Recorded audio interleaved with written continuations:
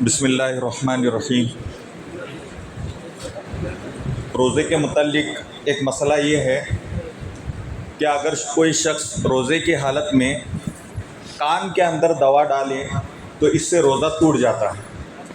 اگر کوئی شخص آنکھ کے اندر دوائی لگاتا ہے یا سرما لگاتا ہے اور اس کا اثر حلق کے اندر محسوس ہوتا ہے تو آنکھ میں دوائی ڈالنے سے یا سرما لگانے سے روزہ نہیں ٹوٹتا، لیکن کان کے اندر اگر کوئی شخص دوا ڈالتا ہے تو اس سے روزہ ٹوٹ جاتا ہے۔ اس سے ہمیں بچنے کی ضرورت ہے۔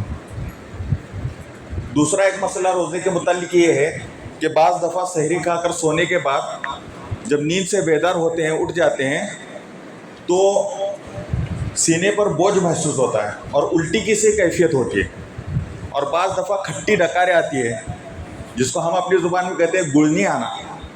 تو بعض دفعہ گڑنی آ جاتی ہے اور اس کا پورا مزہ، اس کی کھٹاس حلق کے اندر سے منہ تک محسوس ہوتی ہے۔ تو یاد رکھو، ایسے اگر ڈکار آ جائے یا گڑنی آ جائے اور اس کا اثر حلق کے اندر محسوس ہو، یا کچھ پانی آ جائے منہ کے اندر اور وہ واپس چلا جائے، حلق سے نیچے اتر جائے، تو اس سے روزہ نہیں ٹوٹتا۔ اس معاملے میں شکوک و شبہات کرنے کی ضرورت نہیں کہ میرا روزہ باقی رہا یا نہیں رہا۔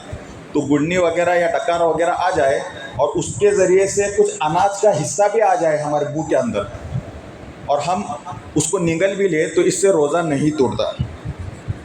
تیسرا مسئلہ روزے کے متعلق یہ ہے کہ اگر کہیں گاڑی وغیرہ سے جاتے وقت یا راستے سے چلتے وقت اگر بلا قصد و ارادہ اپنے آپ غلطی سے اگر دھواں منہ میں یا ناک میں چلا جائے تو اس سے روزہ نہیں ٹوٹتا، لیکن اگر کوئی شخص جان بوجھ کر کے دھواں ڈال دے اپنے ناک میں یا منہ میں، یا جیسے بیڑی یا سگریٹ پی لیا، تو اس سے روزہ ٹوٹ جائے گا۔ اسی طرح کہیں کچرا جل رہا ہے، اب ایک آدمی کو طلب ہے بیڑی پینے کی یا سگریٹ پینے کی، اور یہ وہ کچرے کے پاس جا کر کے جو ہے وہ دھواں سونگھ رہا ہے، اور ایسا اگر کسی نے عمل کر لیا تو یاد رکھو اس کا روزہ ٹوٹ جائے گا۔ غلطی سے اگر چلا جائے دھواں تو اس سے روزہ نہیں ٹوٹتا۔ جان بوجھ کر کے اگر ہم دھواں اپنے ناک میں ڈال لیں یا منہ کے ذریعے سے کھینچ لیں تو اس سے روزہ ٹوٹ جاتا ہے۔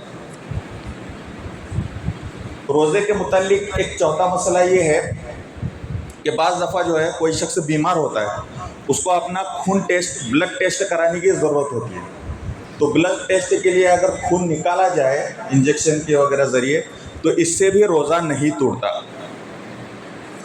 اب ایک مسئلہ تراویح کے متعلق، بہت سارے لوگ سوال کرتے ہیں کہ تراویح کیا ہے، سنت ہے، نفل ہے، واجب ہے، کیا ہے؟